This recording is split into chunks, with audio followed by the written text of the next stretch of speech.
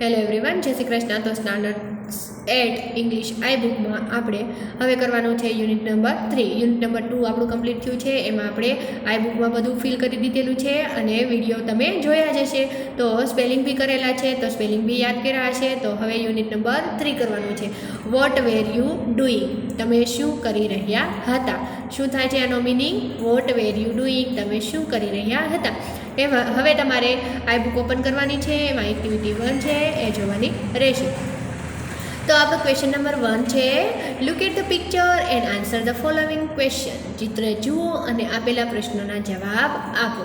તો અહીંયા આપણને એક પિક્ચર આપેલું છે. એ શેનું છે? જાયન્ટ વ્હીલ, ચકડોળ આપણે કહીએ છીએ એ આપેલું છે. તો એ પિક્ચર આપણે જોયું. તો હવે આપણે એના શું કરવાનું છે? ક્વેશ્ચન આન્સર આપેલા છે એ કરવાના રહેશે. તો પહેલું છે, what do you C in this picture? તમે આ પિક્ચરમાં શું જોયું? તો આ પિક્ચર શું છે? તો કે there is a giant wheel in the picture. આ પિક્ચર છે એ જાયન્ટ વ્હીલનું છે, જે ચકડોળ કહેવાય છે એ. Where is it found? એ ક્યાં જોવા મળે છે? તો શું આવશે? It is found in a fair or in an amusement park. Amusement એટલે મનોરંજન. શું થશે? મનોરંજન, ગમતનો પાર્ક હોય એવો, બગીચો હોય એવો. ઇટ ઇઝ ફાઉન્ડ ઇન ફેર, મેળો. ફેર એટલે મેળો અથવા અમ્યુઝમેન્ટ પાર્કમાં જોવા મળે છે. ત્રીજું, have you ever taken A ride in it? તમે તો આમાં બેઠેલા છો, લીધેલું છે ક્યારે? તો કે yes I have taken a ride in it. જો તમે બેઠા હોય તો યસ લખવાનું છે, ના બેઠા હોય તો નો લખવાનું છે. તો શું લખ્યું? Yes I have taken a ride in it. તો ચોથું છે, ટેલ your class about your experience of riding on it. હવે અહીંયા તમારે તમારું અનુભવ લખવાનું છે જ્યારે તમે આમાં બેઠા હોય ત્યારે. રાઇડ તો અહીં આપેલું છે, riding in giant wheel is an awesome experience. You can watch the city from the top. તો એ એટલું ઊંચું હોય છે કે આપણે બેસીએ તો આખી સિટી દેખાય છે. શું દેખાય છે? આખી સિટી દેખાય છે. અને એ મારો અવેઝમ સુંદર એક્સપિરિયન્સ રહ્યો છે. હવે આપણે એક્ટિવિટી 2 આપેલી છે. એમાં વીનું, ખાલી નાની એવી સ્ટોરી આપેલી છે એ જોવાની છે. તો વીનું છે. શું છે? Vinu. Question number 2, read the paragraph and answer the question. ફકરો વાંચો અને પ્રશ્નોના જવાબ આપો. તો અહીંયા આપણને જે ફકરો આપેલો છે એ સ્ટોરી તમે સાંભળેલી જ છે. તો સ્ટોરી છે એ જોઈએ આપણે. Vinu climb up a tree. Climb up એટલે ચડવું. વીનું છે એ ટ્રી ઉપર ચડ્યો. He sat on a branch. Branch એટલે ડાળી. એ ક્યાં બેઠો છે? તો કે ડાળી ઉપર. He was cutting the same branch. જે ડાળી ઉપર એ બેઠો છે એ ડાળી જ એને એ કટ કરે છે. And old man so the boy. અને એક વૃદ્ધ માણસ છે એ સો એટલે જોવું, આ છોકરાને જોવે છે. He said, oh Vinu don't cut that branch. એ શું કહે છે કે વીનુ તું આ બ્રાન્ચ ડાળ કટ કર નહીં. You will fall. તું નીચે પડી જશ.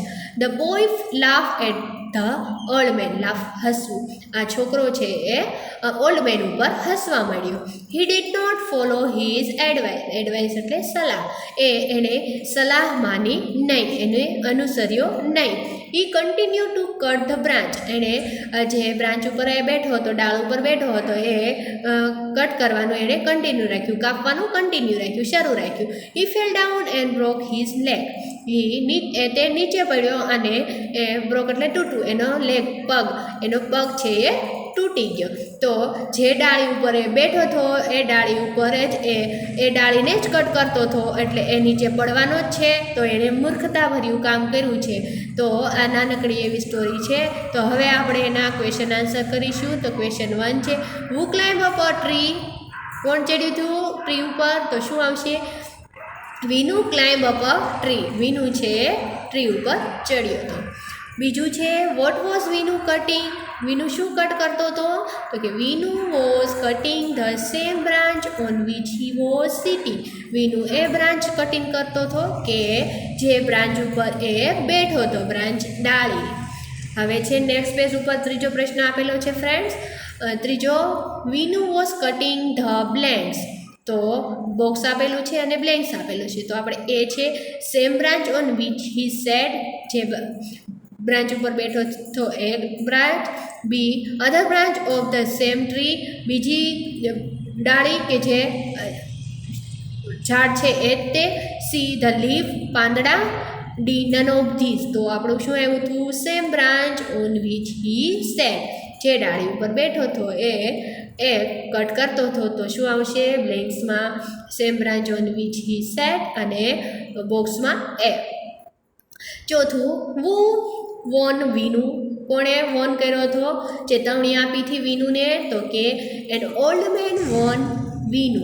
એક વૃદ્ધ માણસ હતો, એણે વિનુને વોન કર્યો હતો. પાંચમું, Vinu follow the old man's advice. Right યા રોંગ કરવાનું છે. વિનુએ એડવાઇસ માની હતી ઓલ્ડ મેનની, તો કે wrong. 6, who fell down from the tree.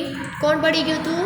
તો કે Vinu fell down from the tree. Vinu tree ઉપરથી પડી ગયો હતો. 7, વિનુ બ્રોક હિઝ બ્લેન્ક્સ. તો hands, B leg, C nose, D all of this. તો શું આવશે? B leg. એનો પગ તૂટી ગયો હતો. ઓકે, તો હવે આપણે એક્ટિવિટી 3 છે એ નેક્સ્ટ વિડીયોમાં જોવાની રહેશે. તો એમાં એક લેટર નામનું છે, તો એ આપણે લેટર કરવાનો છે, તો એ જોશું નેક્સ્ટ વિડીયોમાં. Okay, thank you everyone.